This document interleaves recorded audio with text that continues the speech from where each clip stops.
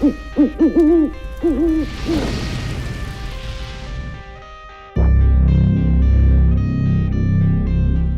hello fellow Tiger Space Bandit here with another episode of World of Tanks, and today I bring you a guest replay from NO player with gamertag Sidinator, or just for simplicity's sake, let's just call him Sid.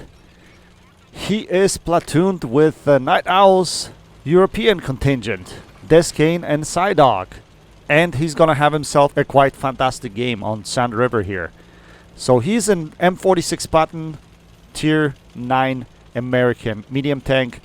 As you can see, he has it 3 marked, so he definitely knows how to play this tank. That's one of the tanks I actually 3 marked as well. It's sitting in my garage for a long time now, collecting dust. Used to play it quite extensively in the past, but recently I haven't been able really to touch it. But it is a good tank. If you're grinding the American medium line, this tank is absolutely fantastic. It's one of the better tanks in the line. Actually, the whole American medium line is pretty good, and it's very good for beginners, especially new players in World of Tanks, because the tank is quite forgiving. These tanks usually have good turret armor, have really good gun depression, and are quite flexible when it comes to the battlefield. That means they have pretty decent view range. Concealment maybe not the best, but view range is usually pretty good on these tanks.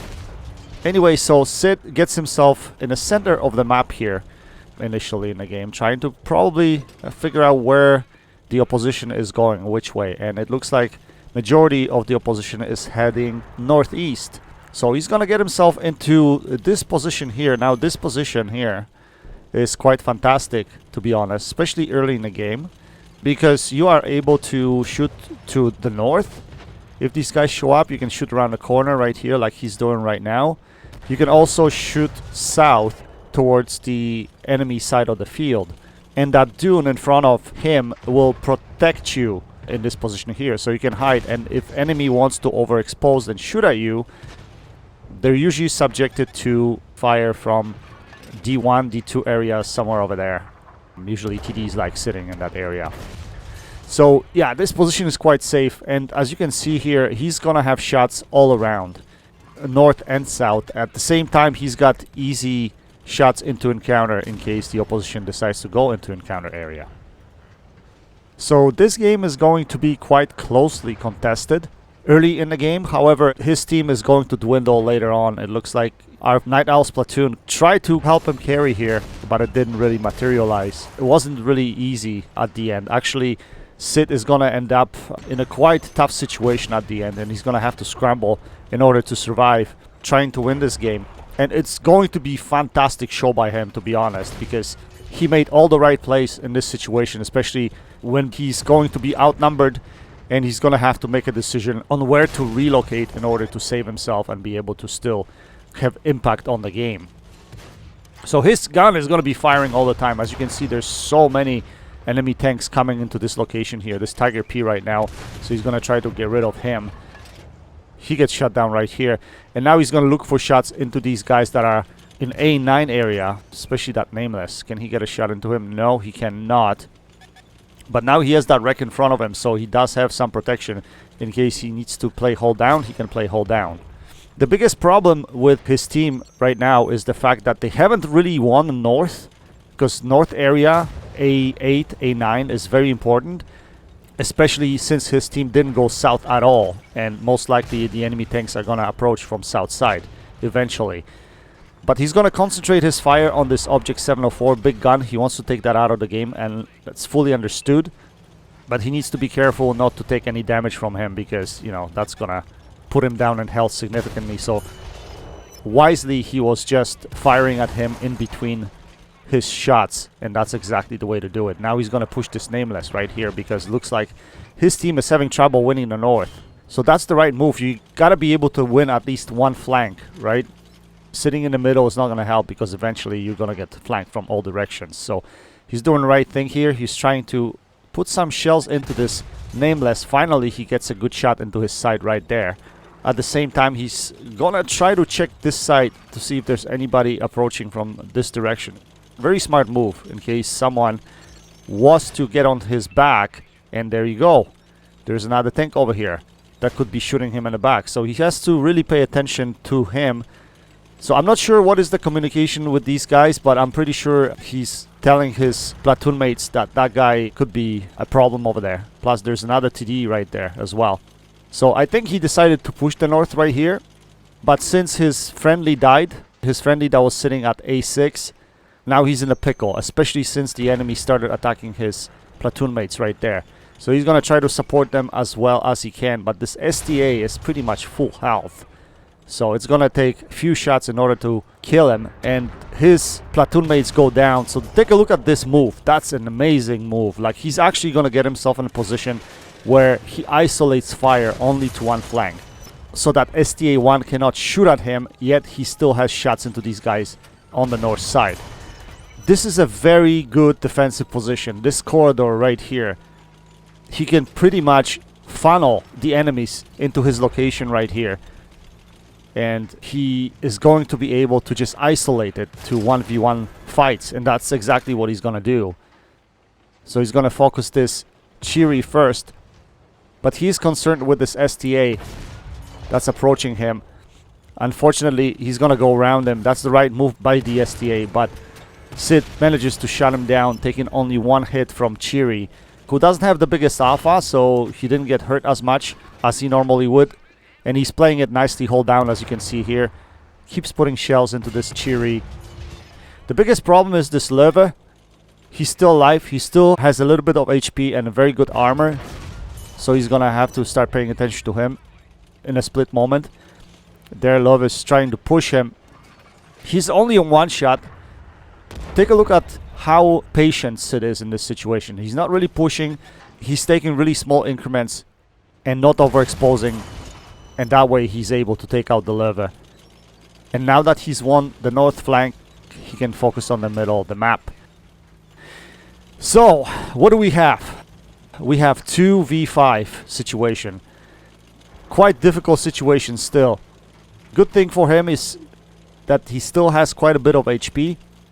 The biggest concern, I guess, would be the opposition's Arty, because the Arty is still in play. So the Arty can easily spoil his fun over here. And luckily Arty wasn't firing at him when he was defending earlier in the game. And it's likely that Arty didn't have shots into that position, right? So looks like he's going after the light tank. In the meantime, he gets spotted. And he's not paying attention to why he's spotted. I guess he's tunnel vision on this light tank, but he's in a position where he can't really get hit by anyone but the Arty. So the main priority for him is killing this light tank, and I don't blame him. I think light tanks are the most dangerous because they could easily go around you and track you and just make your life miserable. Luckily, his M46 counterpart is also one shot, so that shouldn't be too difficult. So he just needs to concentrate on this light tank here and hold this position. Don't move from here. It's a really good defensive position. Nice shot on M46. Turret shot takes him out of the game. And now he can concentrate his fire on this light tank. Sets him on fire. Burn, baby, burn. What a fantastic RNG for him in this situation. And all of a sudden, it's a 1v2 situation. Heavy tank remaining. I think it's a tier 8 Carnarvon, as well as the Arty, who, for whatever reason, is not shooting at him. Not sure why. Maybe Arty is relocating, or yeah, it's hard to say, but Arty was pretty much non-existent in this situation or this encounter. Take a look at the results so far. He's sitting at 7.2k damage with 1400 assisted, almost 1500 assisted. He spots the Arty right there. He shuts him down. So it looks like the Arty was relocating. It worked beautifully for him right there. So now it's just 1v1 him versus the Carnarvon. Carnarvon is still a very dangerous tank because hold down, it's a really, really good machine. But it looks like, yeah, it looks like he doesn't have a very good crew because Sid has outspotted him and he's not spotted, even though his detection circle reaches all the way to the Carnarvon. So he's got some easy farming shots right here, and that's what he's gonna do. He's gonna put as many shells as he can into him. And now he's probably gonna use his HP to come closer and take him out of the game. What a fantastic game by Sid. Absolutely spectacular. His micro positioning and macro positioning was absolutely great, especially when he was left between all the enemy tanks there, where he had to self-isolate in that corridor Anyway, can he put this shell into the turret of Carnarvon? Yes, he can, taking him out of the game, securing the win for the team. Now take a look at this fantastic result. What a great game by Sid. He managed to put up 10 kills, so he gets himself a Pools medal, 8.5k damage, 2628 base XP. Wow, just wow. Pools medal is one of the hardest medals you can win in World of Tanks, especially doing it the way he did it in this game, with cold blood, without flinching, just clear-minded, knew exactly what he wanted to do every time in every situation. He executed perfectly and was absolutely clinical in this game. Look at all the medals he's accumulated in this game. He finished with Mastery Ace Tanker. He got the freaking Pools medal, beautiful Pools medal, Devastator medal, Top Gun medal, Steel Wall, High Caliber. Fantastic game. He finished on top of the team with 2628 base XP, 10 kills, 8.5k damage, 1482 assisted damage, for a combined total of 10k combined damage. But the raw damage, absolutely spectacular. He carried hard for the team. Congratulations, Sid, on getting this result. Really hard to get it, especially at tier 9 or tier 10. So congratulations and shoutouts go out to you. Thank you for sending this replay to me.